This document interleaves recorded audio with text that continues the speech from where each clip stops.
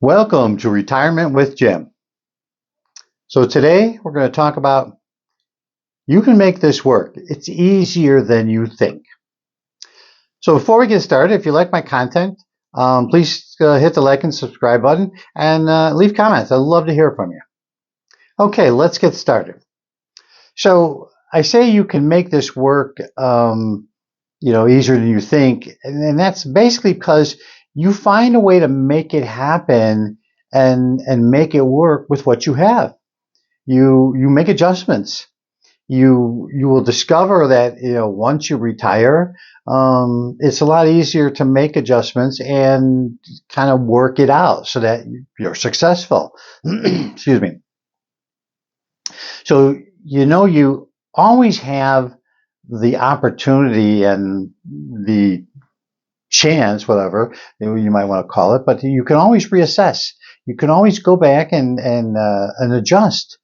So you can take a look at what you might have to make by making it work. Going back and reevaluating what your profile is, and what you can do to in terms of your spending habits, and where you might be able to cut or adjust if it became necessary. Because a lot of that is still beats going back to work. That's for sure. If you can avoid going back to work, man, you're happy to make it work. And that's when I say you make it work, because you will do what you need to say, I'm not going back to that world. I'm enjoying this world, and this world is so much more enjoyable. So, you look at some of the things, your sleep is a lot easier. You feel better. You can go to bed when you want. You can get up when you want. You can stay up and watch TV later if you wanted to watch a program that, before you have to get to bed because you got to go to work, and none of those are issues. So consequently, your sleep becomes a better sleep. Along with that, you have less stress. But the only stress you might have, and I'm never going to say life is stress-free, because that's probably just not true. But you are going to have less stress in your life, not having to do with work and the commitments and all of the things you had to do in terms of getting things done, meeting goals, keeping the department you might have been working in, or a job you had, on track, for that company's success. Not, they say it's your success, but you're really doing it for the company's success. And so you don't benefit as much as you'd like to. The only thing you might have some stress from is like everyone else, they worry about, do I have enough money? Am I going to run out of money and not have to, go back to work? But if you do it right and you make the right adjustments and you put the right plan in place, that's less of a concern than you may think. So probably the largest, adjustment you make in, retirement is you adjust from saving money all the time, save, to now spending some money. You are now starting to spend the money that you saved all those years, all those decades. And that's a little hard, because there's a certain hesitation, because you're like, ooh, I really don't want, you really don't want to spend that, because that's the mindset we've been in for the longest time. And now it's time to spend that. But you take a look at what maybe withdraw, and you do it cautiously, and, you make sure that you're protecting that nest egg to last for the length of time, that you need that money to be there.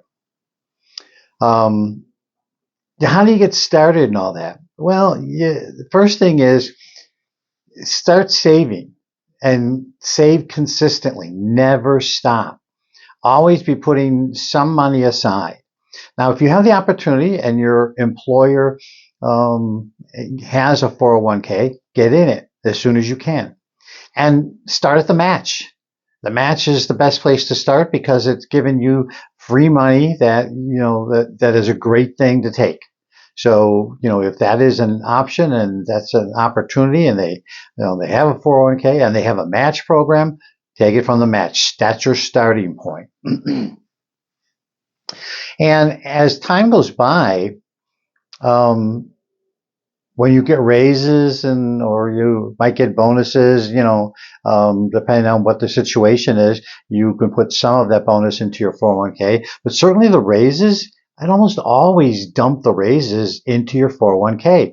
Don't necessarily change your lifestyle. There's the trap that everyone falls into. Oh, I'm making more money. So guess what? You're going to spend more money, and you're not necessarily richer for it.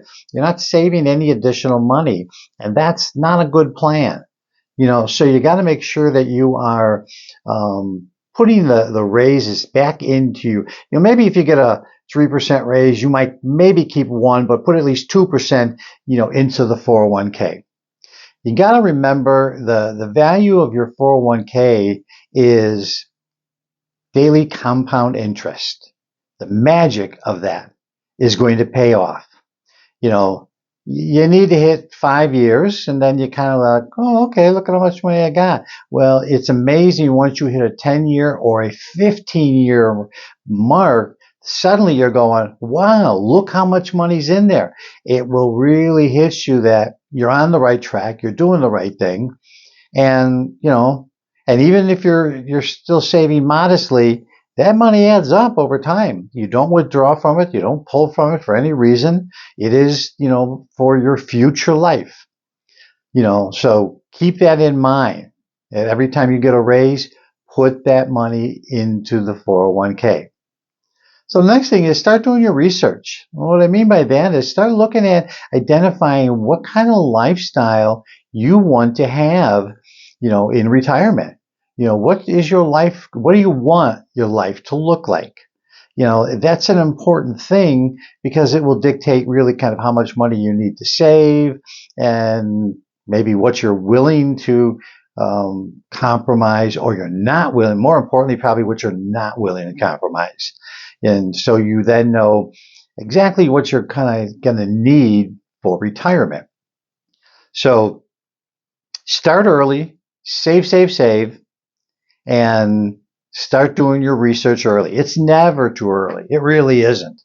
You'd be amazed to start answering the questions about what you want to do, what you want to do with your time, what you want to do with your life. So make sure that you are getting your research done and figure out what your retirement is going to look like. So if you have any comments, let me know what you think. Let me know what your plans are.